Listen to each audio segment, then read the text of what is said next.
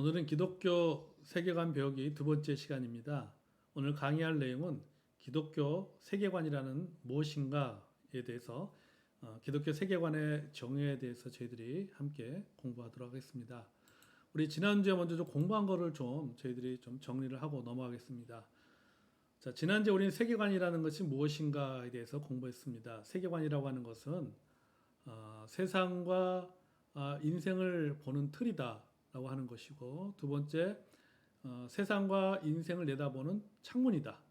세 번째, 세상과 인생을 바라보는 안경이다라고 하는 것이 세계관이다라고 이야기를 했죠. 그러니까 틀, 창문, 안경.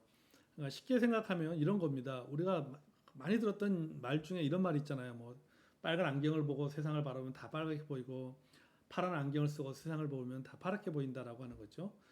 파란 안경 또는 빨간 안경, 이것이 바로 뭐냐면 이것이 세계관이죠. 그런 기독교 세계관이라는 것은 뭐냐면은 기독교라고 하는 안경을 통해서, 기독교라고 하는 틀을 통해서, 기독교라고 하는 창문을 통해서 세상과 내 주변에 일어나는 모든 일들을 내가 바라보고 또 해석하고 반응하고 행동으로까지 나아가는 것이 기독교 세계관이다라고 말할 수가 있습니다. 자, 좀 더 구체적으로 좀 설명을 해보면요. 기독교 세계관이라는 것은 뭐냐면 성경의 진리에 따라 세상을 보는 안목이 기독교 세계관이다 라고 하는 것입니다. 여기 성경의 진리에 따라 세상을 보는 안목, 그래서 기독교 세계관 또는 성경적 세계관, 다 같은 말이에요. 그러니까 기독교 세계관이라는 것은 뭐냐면 성경이라고 하는 것을 통해서 내 주변에 일어나는 모든 일들을 바라보고 또 해석하고 반응하는 것, 이런 어떤 인식, 이런 전제, 이것이 바로 기독교 세계관이다라고 하는 것입니다. 레슬리 누기빅이라고요. 이분은 어떤 분이냐면 그 유명한 선교학자인데요. 이분이 그런 얘기했어요. 성경은 우리가 그것만을 바라보아야 할 책이 아니다. 성경은 그것을 통해 보아야 할 책이다. 이렇게 이야기했습니다. 여기서 성경은 우리가 그것만을 바라봐야 할 책이 아니다라고 하는 것은, 우리가 성경이라고 하는 것은 우리가 성경책 그 자체만을 바라보는 것이 아니라 그것을 통해서, 성경을 통해서 보아야 될 책이다. 그것을 통해서 보아야 할 책이다. 라고 하는 거죠. 성경을 통해서 내 주변에 일어나는 모든 일들을 보아야 될 책이다. 라고 말하고 있습니다. 그러니까 기독교 세계관이라는 것은 뭐예요? 이런 거죠. 성경을 통해서 세상을 바라보는 것이 바로 기독교 세계관이다. 라고 하는 것입니다. 두 번째는 우리가 여기서 말하는 그 성경을 통해서 세상과 인생을 바라보는 안목이 기독교 세계관인데, 이 성경에는 세 가지 진리가 있습니다. 성경 속에는 세 가지 진리가 있어요. 그러니까 창세기부터 요한계시록에 이르기까지 성경에 흐르는 그 성경 크게 세 개의 기둥으로 이루어져 있습니다. 제가 여기 우리 프린터물에는 세 개의 렌즈라고 말하고 있는데요. 뭐 세 개의 렌즈라도 괜찮을 것 같아요. 뭐 세 개의 렌즈라든지 세 개의 기둥이라고도 할 수 있겠는데, 첫 번째 기둥은 뭐냐면 창조입니다. 창조. 세상과 인간에 관한 창조 얘기. 하나님께서 세상을 어떻게 창조하셨는가, 또 인간을 어떻게 창조하셨는가라는 창조의 이야기. 두 번째 타락입니다. 하나님께서 세상을 창조하셨는데 어떻게 이 죄와 악이 세상에 들어왔는지에 관한 이야기. 그리고 죄와 악을 범한, 죄와 악에 물들은 인간이 이 세상 속에서 어떤 일을 행하고 있는지에 대한 이야기. 그게 바로 타락이죠. 세 번째 뭐냐면 구속입니다. 하나님께서 하나님께 창조한 피조물들이 타락을 했는데, 하나님께서는 그 타락한 그대로 놔두지 아니하시고 예수 그리스도를 이 땅에 보내주셔서 예수 그리스도의 구속을 통하여서 다시 그것을 재창조, 즉 다시 회복시키는 과정이 기록되는 것이 성경입니다. 따라서 뭐냐면은 기독교 세계관 또는 성경적 세계관이라는 것은 뭐냐면은 창조와 타락과 구속이라고 하는 이 세 가지 렌즈를 통해서 세상을 바라보는 것이죠. 이것이 바로 기독교 세계관이라고 말할 수 있습니다. 그럼 이제 우리가 창조와 타락과 구속의 이 세 가지 성경적 진리가 따로따로 된 것이 아니라 이것이 하나로 통일된 관점을 주는 것이 바로 기독교 세계관 또 성경적 세계관입니다. 뭐 창조 따로 구속 따로 뭐 타락 따로 구속 따로가 아니라 아까 말했잖아요. 마치 만안경 안에 몇 개의 렌즈가 통해서 우리가 사물을 바라보는 것처럼 성경이라고 하는 렌즈 속에 창조와 타락과 구속이라는 이 세 가지 렌즈를 가지고 세상을 바라보는 것이죠. 이것이 바로 기독교 세계관인데 만약에 이 중에 하나라도 빠진다. 만약에 창조의 진리만 강조되고 타락과 구속이 빠진다면 어떻게 되느냐? 자연신론이나 이신론에 근접하게 됩니다. 여기 여러분 자연신론이나 이신론이라고 하는 것은 뭐냐면은 먼저 자연신론이라고 하는 것은 하나님의 자연을 창조하시고 자연의 법칙을 만드셨고 그 법칙에 따라 우주가 스스로 움직인다라고 하는 것이 자연신론입니다. 그러니까 하나님께서 창조해 놓으시고 그냥 놔두신 거예요. 그리고 스스로 자연이 스스로 알아서 순환하고 돌아가는 것이죠. 이것이 바로 자연신론인 것입니다. 이 말은 뭡니까? 하나님께서는 창조하시되 그 이후에 하나님께서 역사에 개입하지 않는다라고 하는 것이죠. 하나님께서 인간을 창조하시고 그냥 내버려 두신 거예요. 인간의 역사에 개입하지 않고 계시는 것. 이것이 바로 자연신론인 것이죠. 창조만 강조하게 되면 이런 그 세계관을 나눌 수가 있다는 것이고요. 이신론이라고 하는 것은 뭐냐면 하나님의 자연을 창조하시면 개입하지 않는다. 또 인간의 이성으로 하나님이 창조하신 것 중에 또 하나님 창조하시고 하나님께서 운행하시는 인간의 이성으로만 이해될 수 있는 것만 받아들인다라고 하는 것이 이신론입니다. 따라서 이 이신론에 의할 것 같으면은 기적은 없는 것이죠. 하나님의 어떤 초자연적인 기적은 그걸 우리가 인간의 이성으로 이해할 수가 없잖아요. 그러니까는 이 이신론의 그런 세계관에 따르면은 하나님의 창조는 있지만은 뭐가 없는 겁니까? 기적을 인정하지 않는 것이죠. 치유를 인정하지 않는 것이죠. 자, 두 번째 뭐냐면은 창조를 인정하지 않고 타락만을 강조하는 세계관을 갖게 되면은 불교와 같은 어떤 세상을 부정하는 관점을 가지게 된다. 이런 불교적 세계관을 갖게 되는 것이죠. 이와 같이 불교적 세계관은요, 이 신의 존재를 부정합니다. 그리고 오로지 현실의 문제만 관심을 둡니다. 여러분 불교의 교리는요, 크게 세 개의 기둥이 있습니다. 재해무상, 재범무화, 일체개교예요. 그러니까 재행무상이라고 하는 것은 모든 것은 멈춰 있지 않고 변한다. 끊임없이 변한다라고 하는 것이죠. 일종의 어떤 이것에 발전된 것이 바로 윤회 사상이죠. 또 재범무화, 존재하는 모든 것은 실제가 없다. 그러니까 우리가 보는 모든 것은 다 허상일 뿐이다라고 말하는 것이고, 일체개교, 모든 것은 괴로움이다. 그래서 소위 말해서 이 해탈이라고 하는 것은 뭐냐면 이 모든 괴로움에서 벗어나는 것이 바로 해탈이라고 하는 것이죠. 이렇게 불교적 세계관은 인간의 타락으로 말미암아 생겨난 어떤 현실적인 문제만 관심을 갖게 되는 것이죠. 만약에 우리가 창조를 빼고 타락만을 강조하게 되면은 바로 이런 불교적 세계관에 빠질 수가 있습니다. 또 마지막으로 그러면 구속만을 강조하는 그 관점은 세상의 존재나 역사의 의미를 제대로 읽어낼 수가 없는 거죠. 구속, 어떤 예수 그리스도의 심판, 예수 그리스도의 재림만을 생각하다 보니까 어떤 일이 발생하겠습니까? 현실을 도외시하는 것이죠.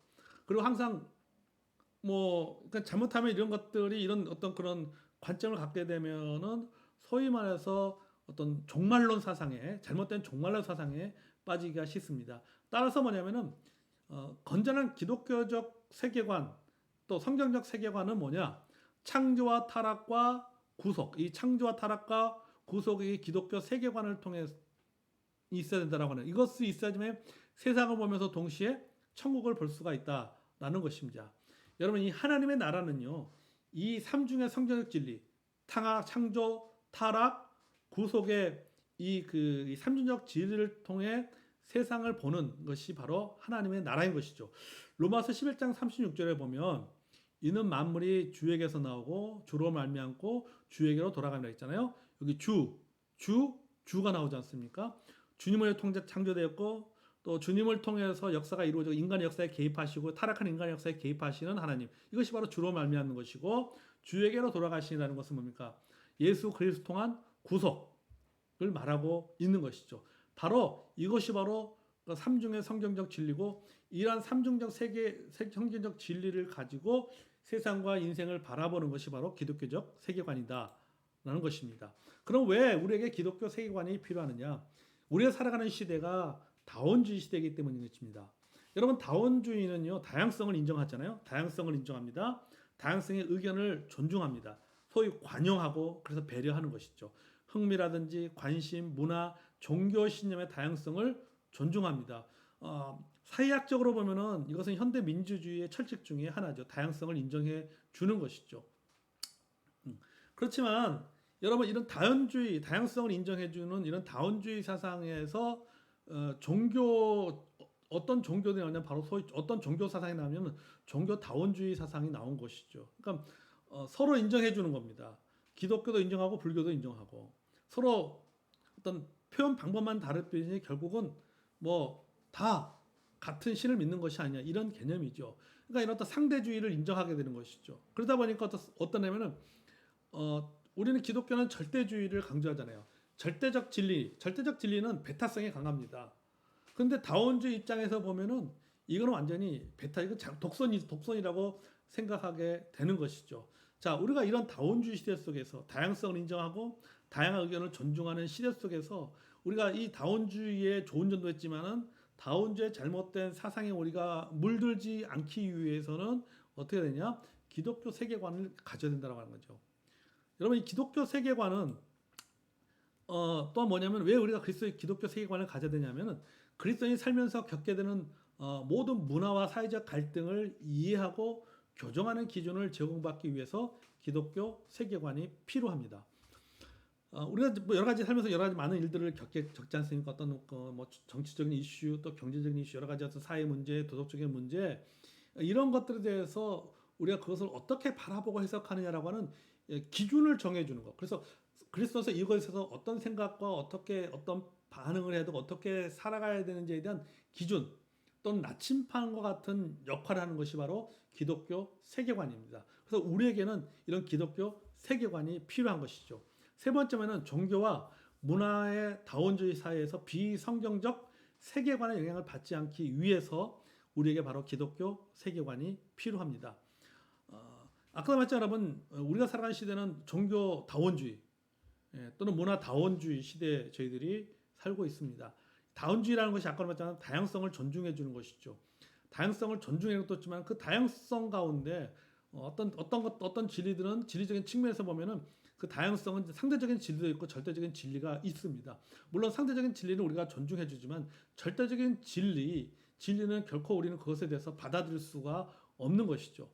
근데 우리가 이런 그 비성경적인 이런 그 문화 어떤 그 다원주의 문화 속에서 비성경적인 세계관들이 많이 있는데 이런 비성경적인 세계관, 그런 다원주의 문화 속에 우리가 살다 보니까 우리가 항상 보고 싶지 않아도 보아야 되는 것이 있고 듣고 싶지 않아도 들어야 되는 것이 있죠. 우리가 보고 듣는 것을 통해서 잘못하면 우리의 세계관이 어떤 그런 물들 수가 있는 것이죠. 그래서 이런 비성경적인 세계관의 영향을 받지 않기 위해서 그것을 바르게 보고 바르게 해석하기 위해서 성경적으로 보고 성경적으로 해석하기 위해서 우리는 기독교 세계관이 배워야 됩니다. 그래서 기독교 세계관이 필요한 것이죠. 로마서 12장 1절과 2절을 보면요. 그러므로 형제들아 내가 하나님 모든 자비하심으로 너희를 권하노니 너희 몸을 하나님이 기뻐하시는 거룩한 산 제사드리라. 이는 너희들의 영적 예배니라. 너희는 이 세대를 본받지 말고 오직 마음을 새롭게 함으로 변을 받아 하나님의 선하심과 기뻐하시고 온전하신 뜻을 무엇인지 분별하도록 하라. 아멘. 자, 이 말은 뭡니까? 안목의 변화가 필요하다라고 하는 것이죠. 자, 우리가 안목의 변화를 가져야 됩니다. 우리가 이 세상 속에서 그리스도로서 안목의 변화를 가지고 그리고 자신의 삶을 거룩한 제사로 드리는 그리스도인의 삶에는 두 가지 기초입니다. 하나는 뭐냐면 변화를 받아 새롭게 되어서 하나님의 뜻을 분별하는 것이고 또 하나는 세상을 본받지 않은 것이죠. 세계관의 변혁인 것입니다. 우리가 이 두 가지가 잘 이루어질 때만이 우리는 이 다원주의 시대에서 우리가 다원주의 그런 그 비성경적인 다원주의 속에 어떤 비성경적인 또 반기독교적인 것들에 대해서 영향을 받지 않냐고 우리가 거룩한 삶을 유지할 수가 있는 것이죠. 그래서 우리가 이런 그런 거룩한 삶을 살기 위해서도 우리는 기독교적 세계관을 또 공부해야 될 필요가 있고 기독교 세계관을 가져야 될 필요가 있는 것이죠. 특별히 우리 자녀들 같은 경우는 우리보다 더한 그런 시대 속의 문화와 시대의 어떤 사상과 영향을 받으며 살아갑니다. 그들에게 사실은 그들에게 오히려 우리보다는 그들에게 더 많이 필요한 것이죠. 우리 다음 세대들에게 기독교 세계관 공부가 진짜 절실히 필요합니다. 자, 왜냐하면 일단 형성된 세계관은 바꾸기가 매우 힘듭니다. 그것은 세계관 교육이 말로 되는 것이 아니기 때문이다라는 것이죠. 세계관은 개개인이 만들기보다는 문화를 통해서 전수받습니다. 세계관은 우리가 의식적으로 그것을 그리기 전 이미 우리에게 주어진 하나의 밑그림과 같은 것입니다. 여러분이 그림을 그릴 때 밑그림을 그립니다. 밑그림을 그리면은 밑그림에 따라서 우리가 색깔을 입히고 하나의 그림을 완성하는 것이죠. 문화라고 하는 것이 바로 밑그림과 같은 것입니다. 세계관이라는 것이 바로 밑그림과 같은 것이죠. 근데 이것이 우리가 어떤 잘못된 세계관, 비기독교적인 세계관, 반기독교적인 세계관의 밑그림이 그려지면은 결국 그의 인생은 반기독교적인 또 비기독교적인 세계관을 가질 수밖에 없는 것입니다. 반대로 기독교적인 세계관의 그림을 그리려면은 기독교 세계관을 가질 수밖에 없는 것이죠. 그런 이런 밑그림을 그려내는 것이 뭐냐면 바로 어떤 그 문화라고 하는 것입니다. 이 문화, 사상 이런 것들을 자꾸 우리가 보고 들으면서 우리의 삶의 밑그림이 그려지는 것이죠. 그래서 우리가 이런 것에 영향을 받지 않고 진짜 성경적인 밑그림을 그리기 위해서는 기독교 세계관이 필요한 것입니다. 저는 일반 아까 말했지만은 그 한번 세계관이 형성되면요 그걸 바꾸기가 참 어려워요. 그래서 다음 세대 교육이 굉장히 중요한 것이죠. 왜? 그들은 아직 세계관이 형성되지 않았기 때문입니다. 그래서 어렸을 때부터 말씀을 가르치고 기도를 가르치고 성경을 가르침을 통해서 그들의 인생에 차곡차곡 성경적인 밑그림을 쌓도록 하는 것이 굉장히 중요하다라고 하는 것이죠. 자, 오늘은 말씀을 정리하겠습니다. 오늘 여기까지 하는데요. 자, 정리하면 이것입니다. 기독교 세계관이라는 것은 무엇이냐? 기독교 세계관이라는 것은 창조와 타락과 구속이라고 하는 이 세 가지 성경의 진리, 이 세 가지 렌즈를 통해서 세상을 바라보고 또 해석하고 반응하는 것이 기독교 세계관이다. 왜 우리에게 기독교 세계관이 필요하냐? 왜 기독교 세계관을 공부하는 것이 필요하냐? 우리가 살아가는 시대가 다원주의 시대이기 때문에 기독교 세계관 공부가 필요하다라고 하는 그 두 가지를 정리하면서 여러분과 함께 나눴습니다. 자, 그러면은 또 다음 주에 세 번째 강의로 함께 하겠습니다. 감사합니다.